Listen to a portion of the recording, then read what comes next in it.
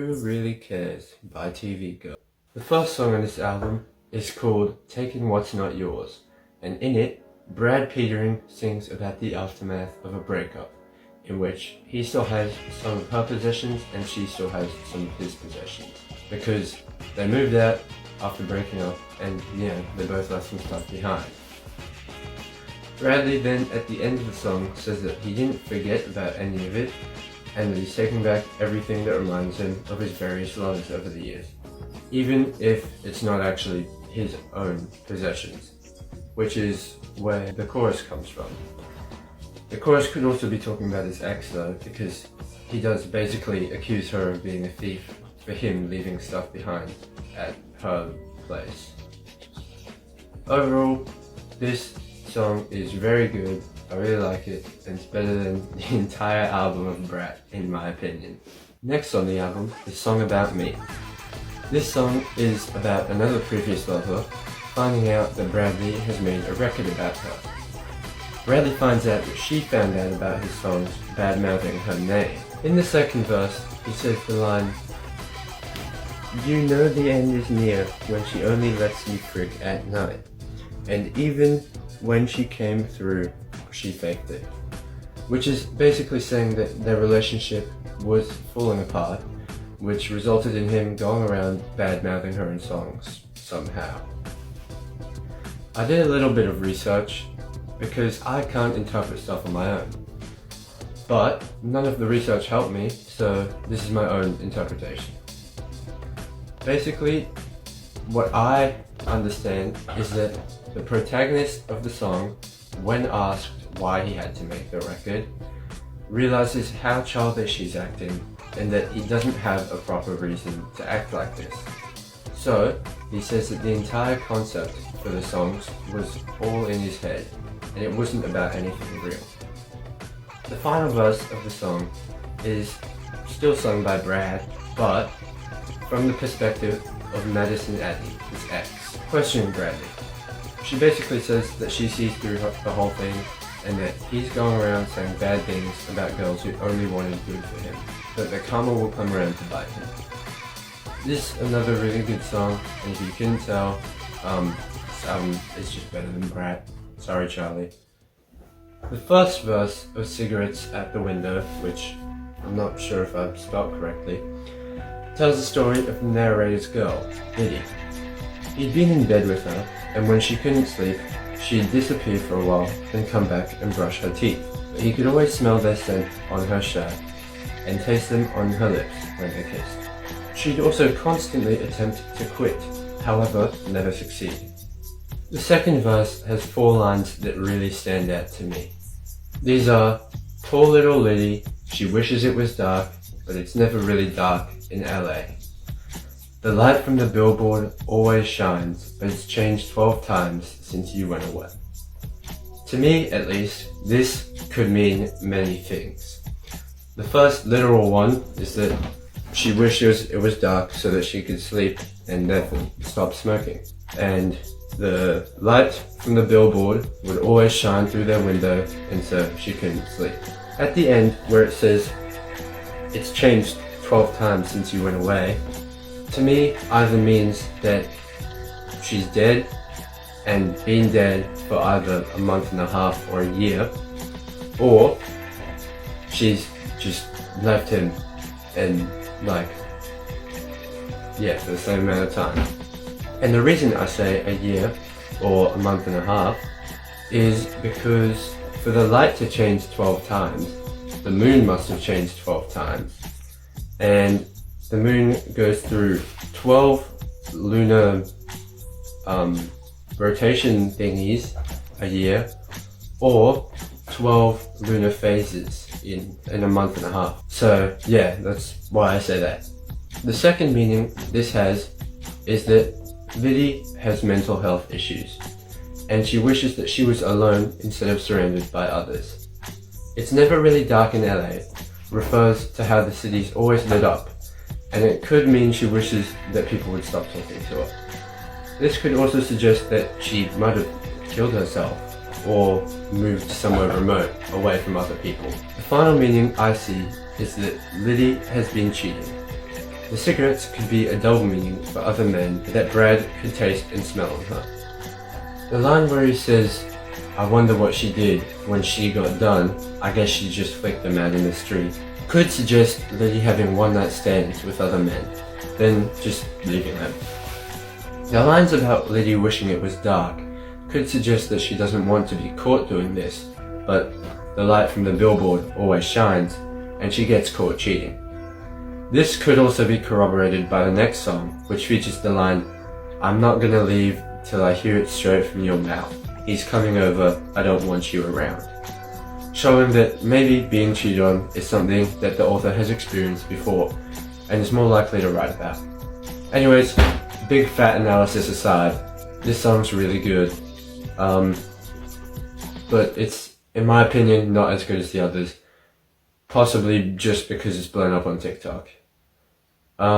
But yeah, I still think it's a good song. Till You Tell Me to Leave is a song about Brad knowing that this girl wants to break up with him and is trying to let him down easily, but still deciding that he's not going to leave until she explicitly tells him that she wants to break up.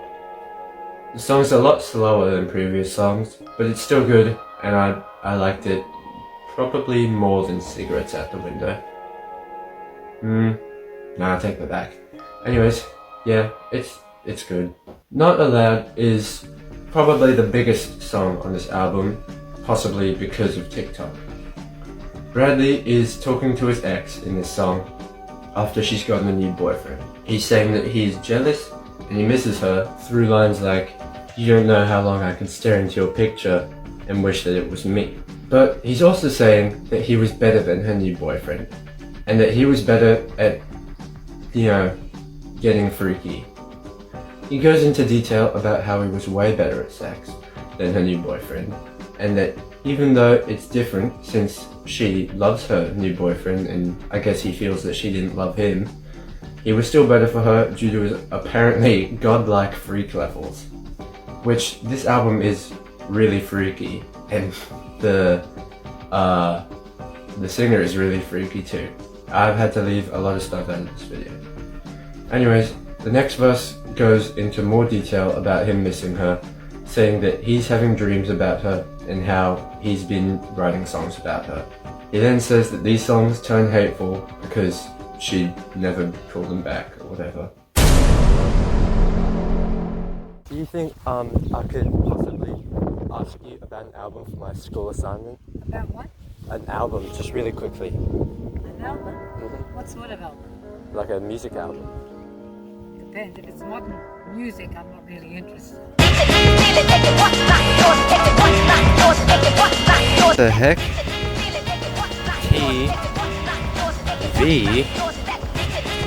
TV Girl Treasure Hunt. What?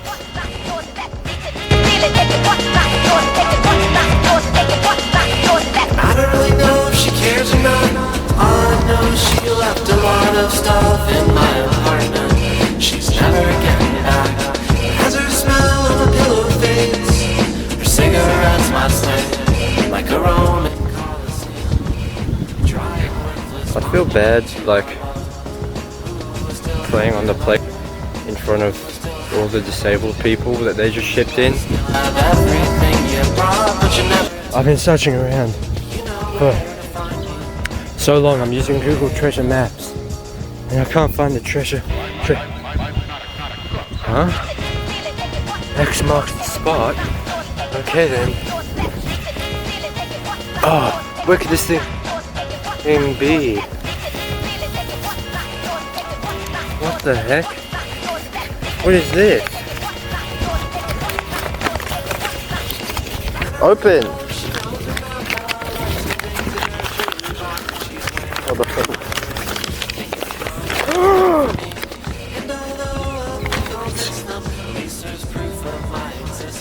TV Girl Who Really Cares album.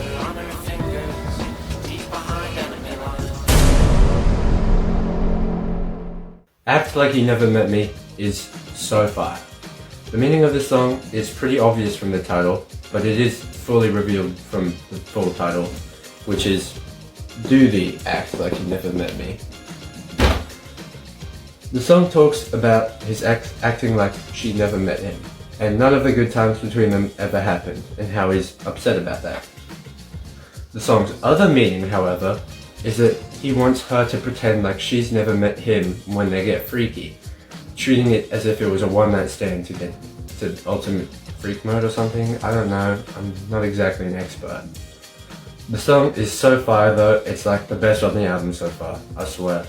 That might be a spoiler for my ranking later, just saying.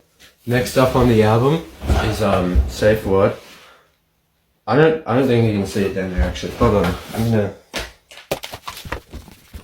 Guys, still subscribe, okay?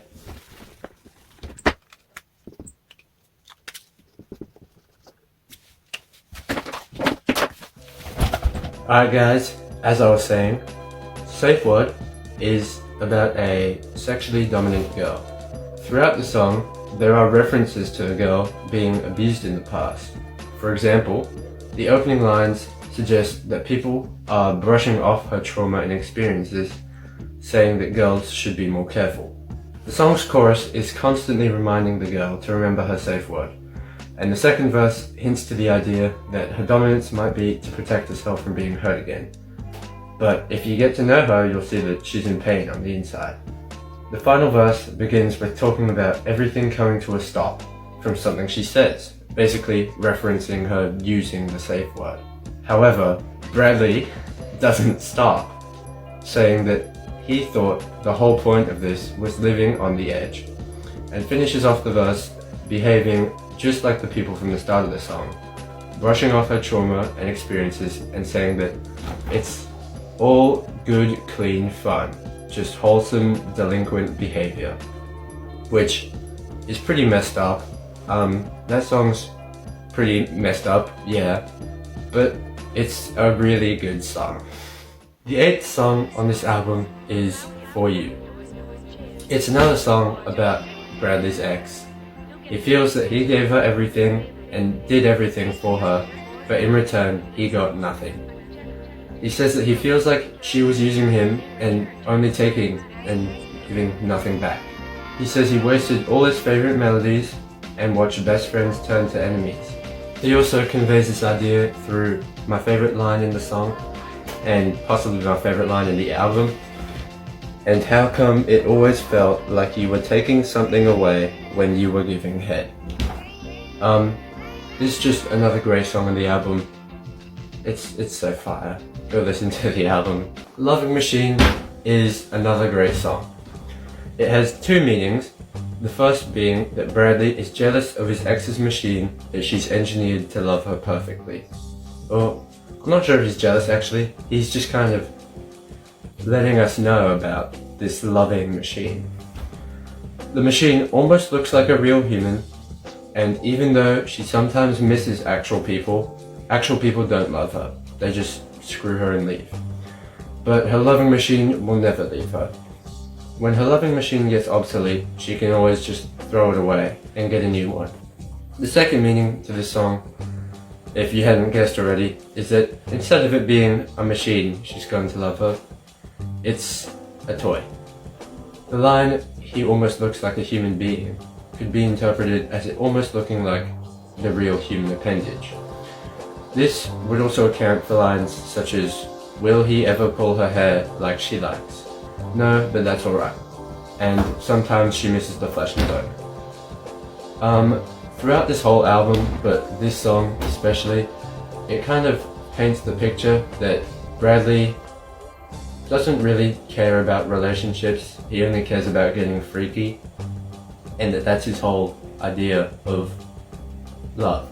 Heaven is a Bedroom has probably the most freaky sounding name on the entire album. But in my opinion, and from my memory at least, I'm not sure if this is correct, it's one of the less freaky songs on the album. In the first verse, Bradley reminisces about going down on some woman. He says that it was the best he'd ever felt, and that you'll forgive me, him, for thinking that heaven was her bedroom. It's as close as he would ever get. In the second verse, Bradley talks about how he regrets not holding on to his ex tighter when she left him to move to New York. He then asks if he even went to New York, like he said he would it do him any good? Basically asking if she would even take him back. In conclusion, this album is so freaking fire. It's just really good. And after listening to it, I've decided that oh, just rubbed out the name.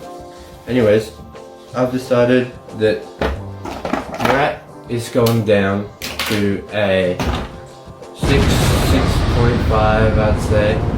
And this is now, how do I write 9? 9 out of 10. Yeah, if I were to rate the songs, I'd probably do as follows. Yeah, it's a really good album, and yeah, just go listen to Who Really Cares by TV Girl. I'm Jonathan101lol, and I endorse misogyny and sexism and sexual abuse. Bye.